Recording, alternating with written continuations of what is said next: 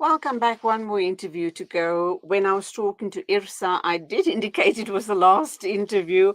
But no, here is our final interview of the morning, and it is a very important interview, I might add. It's with the Gauteng Muslim Prison Board with Moulana Ahmed Namutamba, and we understand that the Muslim Correctional Services Board held its AGM in Sandton on the 10th of November. And I think this was an important event because it really then outlines the future of the board and, of course, the future of people, Muslim people that are in correctional services. Salamu alaikum to you, Moulana Ahmed. Welcome to the program. Lovely to be talking with you. Wa alaikum salam wa rahmatullahi wa barakatuh. Jazakallah to have me on this program as well. Much appreciated. It's worrying, we as Muslims carry on with our everyday lives thinking that, Alhamdulillah, everything is perfect in our communities.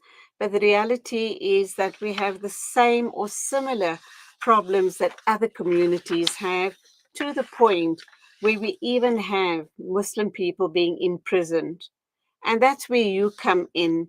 And let's also understand, why did you become involved with the Gauteng Muslim Prisons Board?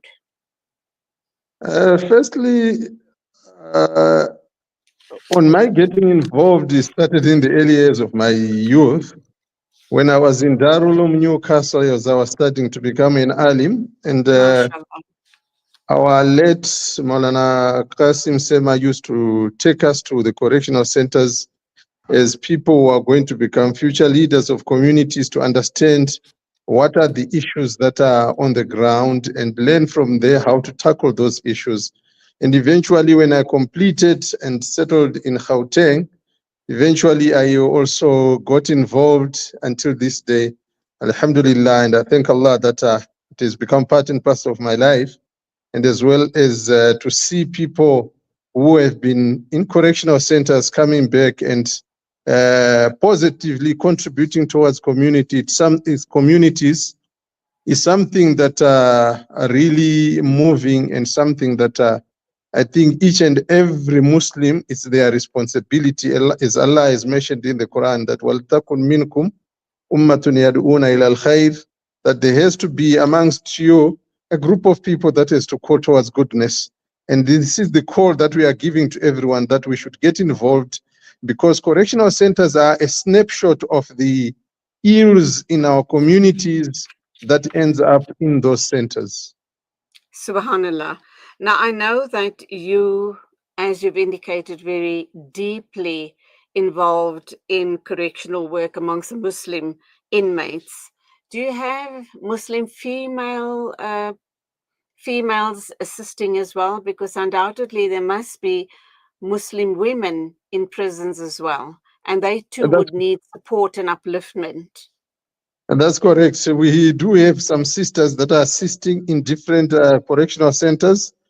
And indeed, we do have our sisters and mothers who are in correctional centers. And unfortunately, something that that we find ourselves in. So these ladies that we have, Alhamdulillah, Appas and Muallimas, they do go and service these sisters to see to it that they are reminded their duty towards Allah. And as well as, since our primary focus is to try by all possible means that a person, when he goes into a correctional center with Iman, he has to come out of there with Iman improved or rehabilitated to the extent that he can now live as a better Muslim. And also, our main dua as we are doing this is that those, even though they are not Muslims, who ended up in this unfortunate situation, they also see the presence of Islam, and inshallah, and alhamdulillah, we can say that a lot are becoming Muslims because of Subhanallah. visibility of Muslims in these centers. Subhanallah. Talk to us about the AGM. What were the issues that were discussed, and how do we as a Muslim Ummah move forward and support Muslim people in prisons? And how can we get involved if we feel that we want to also play a role? And by so doing, carrying out Allah's command, inshallah. So, so our AGM, the main focus of the AGM was, one is report back to our constituency, and secondly, to map the way forward in the year ahead. And Alhamdulillah, we had people who came from Limpopo, Mpumalanga, Free State, Northwest, all over the country, Alhamdulillah, to participate in this engagement. And also it brings about signage between those who are working in the correctional centers and to motivate them as well to see to it that they are not alone. And this work can be also lonely and can also psychologically impact those who are doing the service as well. So for those who want to get involved, they can go to our website and even call me directly. And we can then from there try and connect those volunteers with the nearest correctional center where they are living. And then they can try and participate with whatever time they have, because some they've got skills which are needed by the inmates while they are there. So we can then set up programs around that. And some they've got the ability to educate. They can educate because we've got different programs that we have. And some they are nurses and doctors can also get involved in the side of health as well. So those are some of the areas that people can volunteer, and especially among the ulamas, we encourage them to participate in these programs. And one challenge that we have seen as well as far as this work is concerned is that we see a lot of people want to volunteer in the month of Ramadan, and after that it dies out.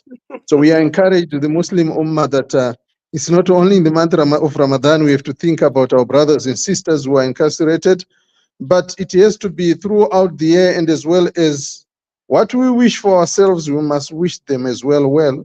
And as well as much as we don't like it, some they will say that take the key and flush it down the toilet and they can remain there.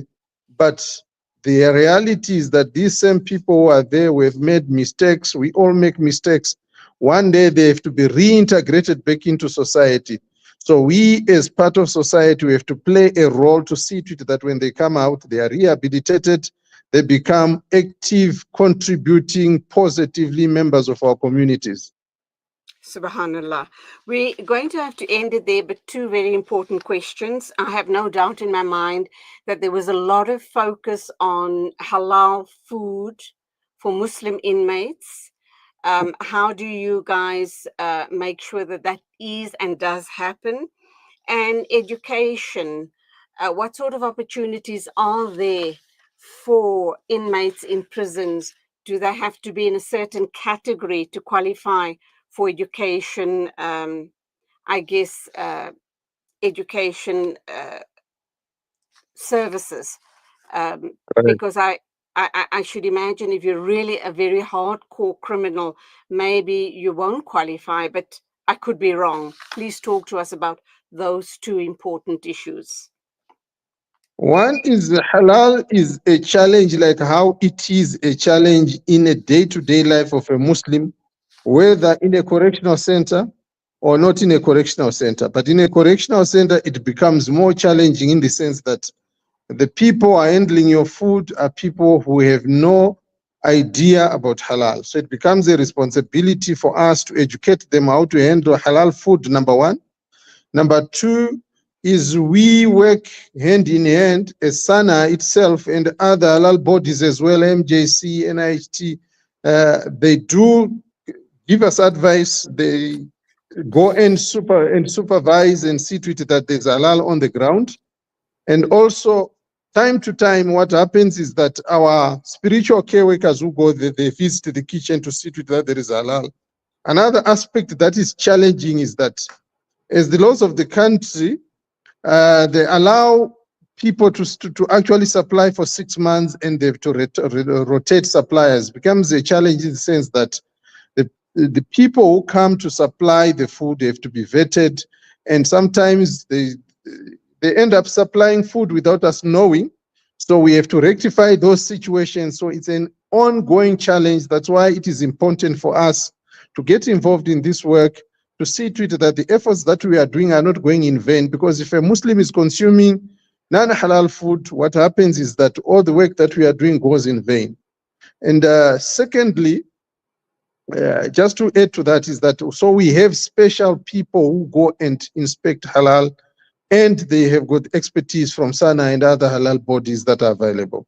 And as far as education is concerned, there is an open door policy in the correctional center. Those who want to educate themselves, there is availability of chances for them to pursue their educational aspirations they have. Through the department, there is an educationist where they can lodge that. If they are unable to do that, the Muslim Correctional Services Board actually then can assist them in facilitating bursaries for them.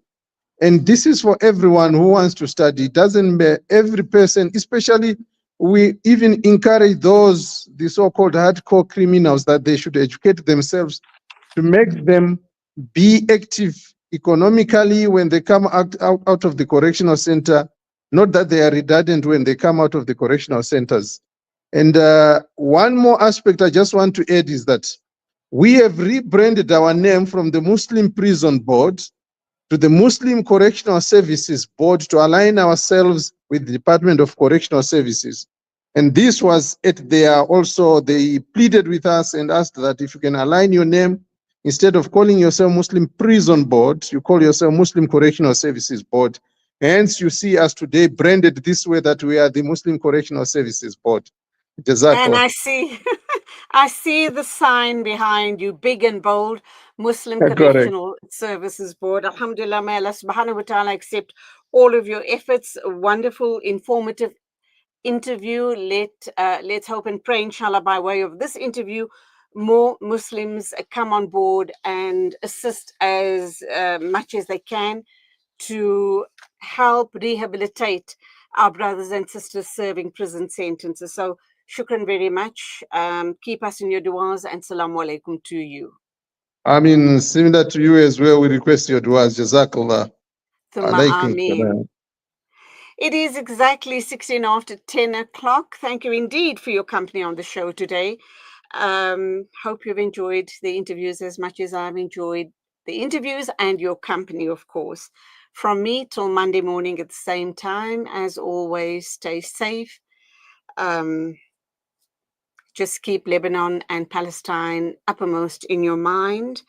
And don't forget, the Hamza Sha'alan tour kicks off on this Saturday, the 16th of November in Gqeberha, 17th and 18th November, Cape Town, that is Sunday and Monday, Wednesday, the 20th of November in Mahikeng, Thursday, the 21st of November in Soweto, Friday, 22nd of November in Emmarentia, Saturday, the 23rd of November in Bloemfontein, Wednesday, the 27th of November is in Ladysmith, Thursday, 28th of November in Newcastle, and wrapping up on the 29th and 30th of November in Port Shepstone, and the 30th in Durban.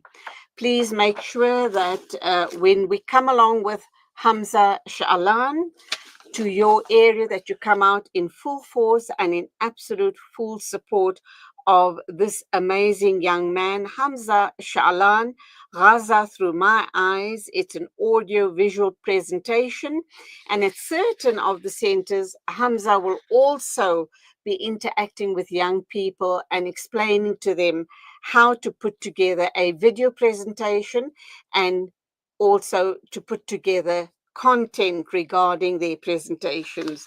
So it's a two-way street, and we will all gain from attending these presentations. From me, as always, Assalamu alaikum and Khuda Hafiz. We are here in the middle of a Zahra neighborhood. The whole neighborhood is already destroyed.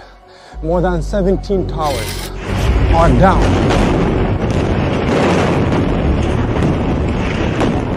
Here, as you can see, the firefighters trying their best to help. The people are still under the rubble. A lot of the people Join Hamza on his exclusive South African tour as he shares his personal experiences, never before seen footage, and powerful insights on the ongoing genocide in Gaza. This is more than just a talk. It's an invitation to witness Gaza through the lens of Hamza Sha'alan. Don't miss this opportunity to meet the photojournalist who brought Gaza's pain and perseverance to the world in its darkest moments. Follow Salam Media on social media pages for more on this tour and be